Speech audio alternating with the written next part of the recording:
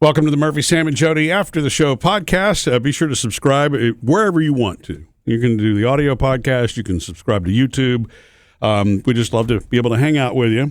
And so today, I'm sure this has happened to both of you before, where somebody will call something out about you that you do that you don't realize that you do, and then once they tell you you do, you can't unsee it. You notice it every time you do it. Is it something fun or something insulting? So no, it's not bad. In this case, actually, it's beneficial, and it's the trainer that I work out with, because for the longest time, and I've worked out with her for a couple of years now, and I've not been very balanced. When we start to isolate exercises on one side or the other, my left side always tends to be the one that engages, and my shoulder always goes up no matter what I do when I reset, And so she just started asking random questions. Well, what do you do every day? Because most people, we all kind of hunch over because most people work at their desk, and what we do in this room is very similar. Also, there's a mixing console in front of me, and so my angle, and because I'm sitting, I guess I'm the one who's doing the recording stuff on this side, my hands are always engaged when we do this. Yes. You run the mixing board. Yeah, and so there are two things that I've noticed about that. Number one is that this countertop is too high for this chair, so my arms sit higher than they should, which does cause me, and I'm noticing now my left shoulder stays constantly engaged. And then the other part of that is because of I'm reaching, without getting too technical, the microphones are on my left side, the controllers for those. Yeah. So my hand's always up, so my left arm is always elevated. And since we do this every day for hours at a time, 5 days a week for years and years and years, that is the reason that I think my left side is, I don't want to say it's lopsided, but she's all about the balance. Alignment. This is the reason that I actually, use a trainer. Nothing wrong if you don't. That's great. I need the focus, because most people get caught in their own little, routine of doing 4 or 5 things. That's why you'll see some people who are like, they're all muscle bound up top, but they've got a hunch because they're not really working all of their muscles in their body. And the same thing with legs and whatnot. And so that's why she notices and is that particular about these things. And I've been just having issues with my left shoulder, constantly wanting to engage. And she's having to tell me to push it down and, cue me. And but the reason I bring that up is because I actually had to focus and think about it, because I wasn't. It's funny how I was like, I don't know what's going on with my shoulder, yet I'm doing the exact same thing. And so I've been focused the last couple of days on letting my left shoulder just come sit back down and making I'm not engaged here. And what's crazy is by the time we get done doing the show now, I'm also not quite as tight on the left side. That's wonderful. Yeah. But you really have to hard. to focus, because I'm one of those people that when I'm concentrating, I engage all of my muscles. I don't know why I do that. I have to remember to breathe and stop doing that. I'm one of those that tends to tense up in whatever it is that I'm doing, which really is very depleting, Yeah. But Jodi, I know that you've been working on like the postural things. It is so hard to catch yourself and unlearn something that you don't even know you're doing in the first place. Of course. That's why being self-aware is everything. And it's wonderful for somebody to point that out. Yeah. But when they do, it changes everything for you, because you will think about it for the rest of your life. You'll still have to correct probably for the rest of your life. Mm-hmm. You think it'll ever get to be muscle memory that you'll?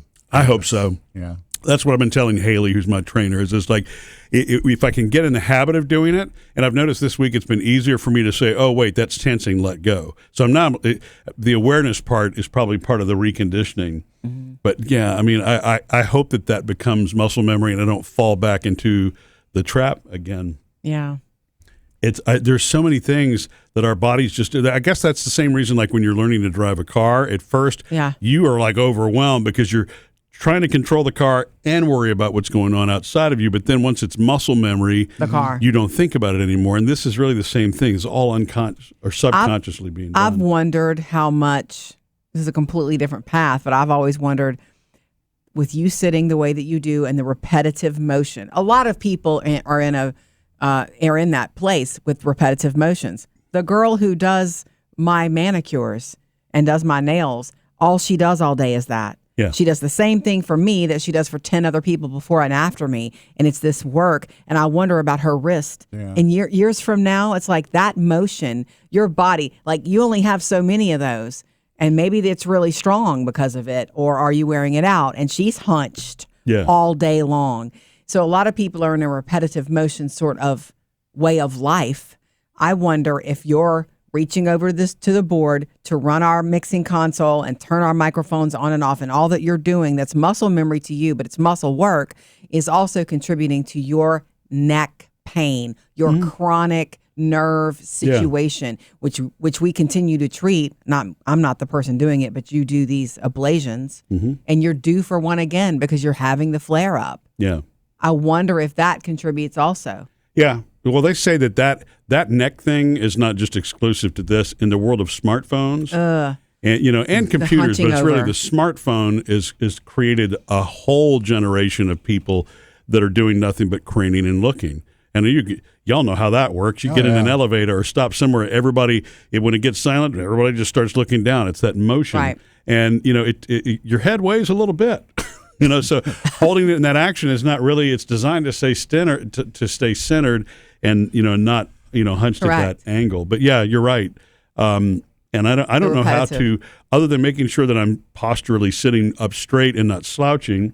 Because the other thing I've noticed is that not so much in this room, but when I'm sitting at a desk that's lower, once I start to get comfortable, I tend to naturally, for whatever reason, shift to my left side. Left?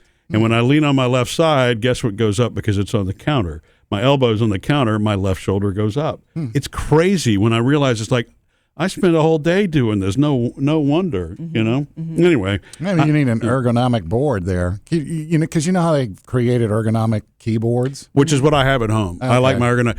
Because Do you notice it when you use that?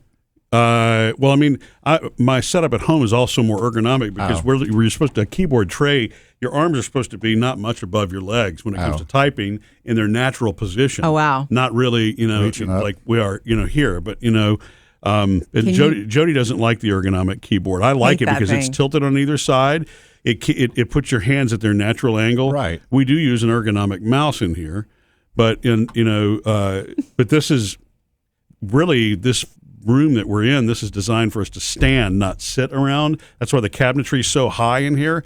It's considered a stand-up console. Well, you can raise your chair. If I stand up, which I'm going to get out of the camera shot when I do that, and I'm going to disconnect. I disconnected myself, and so. But once I stand up, if you notice, my arms are like now where they should better. be, and this is how it's supposed to be operated. Okay. So anyway, I should probably stand up in here too instead of. Well, we could change that. You wouldn't want to raise your chair. Well, raising your chair up to if it brings your. I don't think his chair can come up any higher. I don't think that chair can go higher. And it's already a bar stool type chair, you know. Okay. So. Yeah. If we're gonna, we have no plans to not do this. This is going to continue. So, whatever you need to do to not have that repetitive motion causing pain or whatever. Well, I would say, and by the way, this is not an age thing for anybody that's listening about. This is about really, you're talking about people in their late 20s, 30s already who are developing issues in their neck because of repetitive motion work, like you're talking about, Jodi, and so I have certainly adapted, like at home, and this is not the world's greatest ergonomic mouse, but it's close enough because your thumb has a natural feel to it. The cheapest mice, I don't know if y'all have noticed that, but since we've started using these, I don't have the issues in my wrist that I used to. I didn't notice it. It's subtleties, it's subtleties because those things do make a difference if you're not doing the same. Mm-hmm. It's the strain, though. It's like you were talking about, who's doing, your nails. She's focused, intense, and precise. Intense work, but it's almost like hunched in work. She's holding my hand with one of hers, and then she's doing all this stuff. And I'm thinking, if you're doing that all day long, I even asked her one time, I was like, do you get hand massages? And she says she would love to. She hasn't fit that into her life yet, but she thinks going forward she will have to. I'm like, do it. Yeah, probably would be good. Do it. It's insurance. It's an investment in yourself and your craft because she loves what she does. Yeah. And she's good at it. So do you have any plans to become a stand-up guy? Yeah, I'm trying to get there, Sam.